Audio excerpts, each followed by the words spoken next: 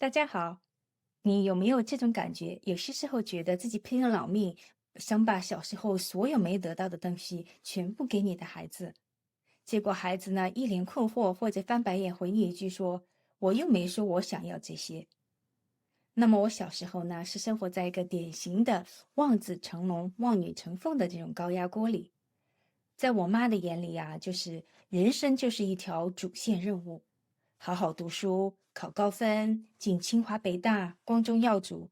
那么做家务呢，也是走开走开走开去学习。那么想学兴趣呢，也是说浪费时间。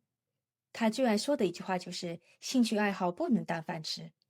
当然，我们现在知道很多兴趣爱好可以当饭吃，比如说像 YouTube 做得好的就人，对吧？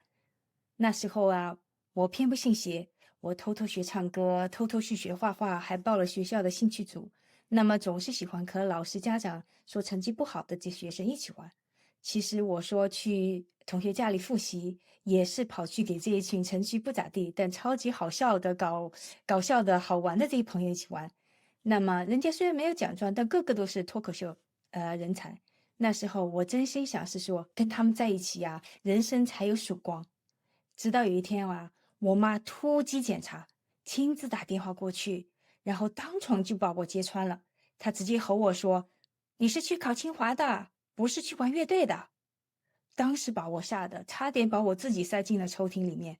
从此呢，封印异能，那么唱歌靠心里哼，画笔呢直接就去吃灰了。后来我也是回头是岸，刷题、考试、拿奖状，结果呢还是没考上清华大学。就这样呢，灰溜溜的成了我妈眼里的这个普普通通的小透明。她虽然说没有说什么，但是呢，我能看到她的眼神里写满了4个字："我没福气。"那么像我这种人，考试可以拿高分，生活靠 Google，做饭呢厨艺不咋地，那烫衣服呢也不怎么会，签合同呢没耐心，签了合同才看到这种 hidden 的 terms。那么孩子发烧，手忙脚乱的，赶快的刷这个手机去查询，最后呢还是靠邻居来救场。我第一次烫衣服的时候呢，一边看着 YouTube 教程，一边翻白眼，心里想这是大学毕业还是生活补考？当时啊，等到了我们自己当了爸妈，脑子里就一个想法：孩子不能像我一样啥都不会。于是，钢琴课、画画课、游泳课、马术课、AI 编程，通通全部安上。小时候我没得到的，现在通通加倍关给孩子。结果呢，孩子看着我说："我不喜欢，你不憋我周末只想睡觉。"当时呢，我就炸成一团彩色的泡芙。你居然拒绝我跪着都求不来的童年资源。后来才发现呢，我给的不是孩子要的，而是小时候的我哭着喊着要的东西。那么我们小时候可能被安排的死死的，连吃起个葡萄都要记账，对吧？长大后就直接反向操作，不逼不催不干预，孩子呢自由发挥，然后自己安排，就是 free range。那结果呢？一些孩子会悄悄地说："哎呀，我其实希望你提醒我，你问问我学校的事也挺好的呀。"我听完那一刻的时候，整个人感觉就是像 WiFi 断网。后来我想啊，其实我根本不是在育儿，我是在满足小时候那个被压抑的自己。后来啊，我才明白，孩子不是 copy and paste 出来的。那么每个孩子呢，都是限量版，有的像马达永动不止，有的像豆腐动也都不想动，对吧？有的需要清单提醒加 emoji 鼓励，有的呢，你说一句话他就反着来。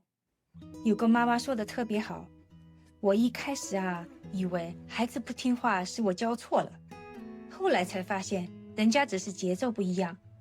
那么没有天生会当妈的，也没有天生会当爸的，我们都是边翻车边学着怎么开车。